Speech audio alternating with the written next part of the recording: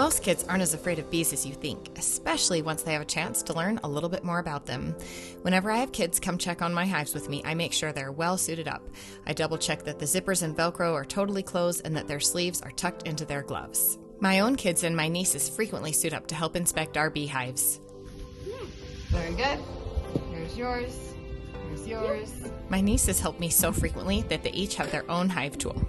Beekeeping can definitely be a family hobby. I couldn't be a beekeeper without the support of my whole family. My kids often help me with making sugar syrup, carrying hive boxes from the garage to the backyard, or getting pollen patties out of the freezer. If you watch to the end, you can hear what my nieces call the pollen patties. When Emily was smoking this hive, she noticed that there was a wasp trying to get in.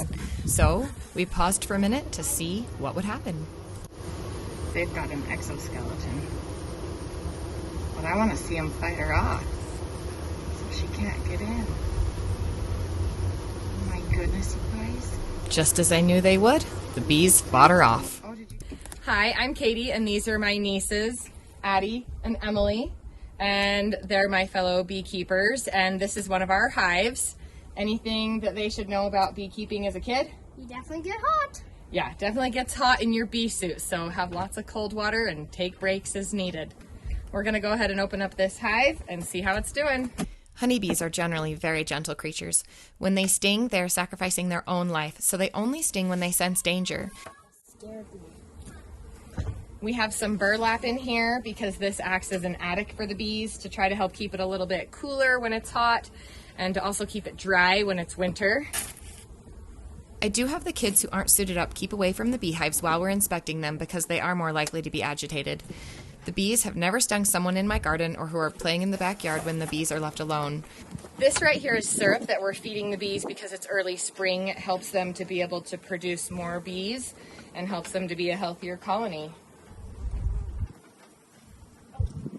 There's a screen right here that they drink out of, and it just works like a vacuum. We fill it with syrup, tip it upside down, and put it on the beehive, and they can suck it out as they need. Even when the bees aren't being inspected, I encourage the kids to stay 3 to 5 feet away if they aren't suited up because it's easy to get in the way of their flight path. The bees aren't used to having someone so close to their hive, and they might fly right into whoever's standing there. All right, now we're going to smoke them as we open this cover. By having their own hive tools, my nieces are able to be independent and hands-on during our inspections. They're able to open the hives, clean the frames of wax and propolis, as well as lift the frames right out of the beehive. I give the kids helping me important jobs to do, to be responsible for during the inspection. Running the smoker is important, and it's also easy to talk someone through. How do you need to get right here? Here's our inner lid, and it is just covered with bees. This colony has got a big population. Whenever someone new comes to visit our hives, I make sure they know a few important things. First, the sound of bees buzzing isn't because the bees are angry, most of the time. It simply means they're working. My daughter likes to think of it as being the same as a person humming while they work. The sound of a bee is often scary to children and adults, so making sure they know that the bees buzz when they're busy is really helpful to making their first visit to a beehive a positive one. Okay, now that we've added some smoke to the top, the next thing that we do is we take out one of the frames that's not right close to the edge, but the second one from the edge. We know that the queen usually likes to lay her eggs right in the middle, and we don't want to disturb her right from the beginning. So we take this second frame, that's usually the easiest one to get out.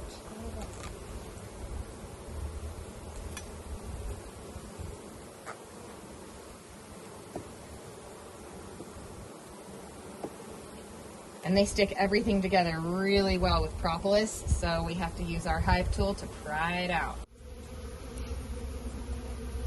We weren't able to get any video of the queen during this inspection, though we did see her briefly. So here's some video of her from last week, and she looks beautiful.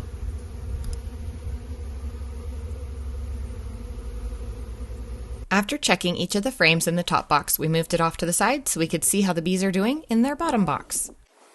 Alright, do you want to get this one out, Emily? Okay, these girls are going to get one of the frames out.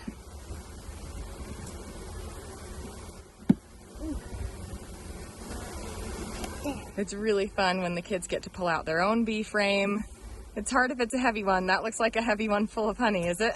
Oh no, the back is empty. Oh, the back's empty, okay. The back is nothing on it. That makes it a little easier then.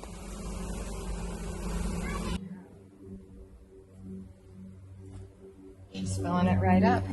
There's more of our baby bees. And they surround the baby bees with honey and food, so it's easy for the nurse bees to feed them.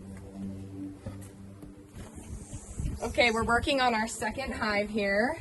This hive's queen was gone when I did my last hive check in the fall. They were able to survive the winter because I took a small colony I was raising for just in case and combined the two by putting newspaper between the hives.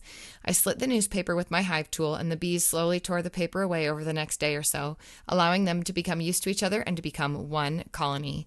That's why you'll see little bits of newspaper stuck to the edges here. They were slowly able to get used to each other and the scent of each other, and the old bees accepted their new queen, and they made it through the winter. With practice, the kids know just as well as I do what steps to take when we inspect a hive. My nieces know to smoke the hive first, to check the inner lid for the queen when we open it up. Then they know to remove the second frame, and that our main priorities are to check the hive for eggs, especially eggs less than 3 days old. This tells us that the queen is in the hive without necessarily finding her. Then we also check for pollen and honey to make sure they have all that they need. We know they've got a queen in there because we found some little tiny bee eggs. Oh, wait. Oh, excuse us, bee.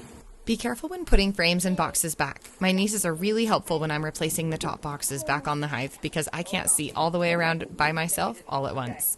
Okay. Then we're going to make sure we move all our frames back into place. And it's okay And if you stick this one right back in. We're going to give them some pollen to help them out. I call it a bee grilled cheese because it's unexpected.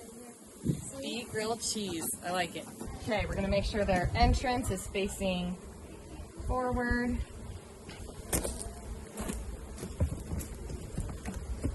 Are you guys hungry? They're like dinner time. Oh, it smells so good. Oh, that does smell good. Rotten. Too much of it. Alright, I'm going to flip this upside down out of the way because it will spill a little bit. Their wings move so fast. That's what makes buzzing noise because their wings. They're kind of like miniature hummingbirds. Because they sound like a hummingbird and their wings are faster. Well, it doesn't sound too like a hummingbird.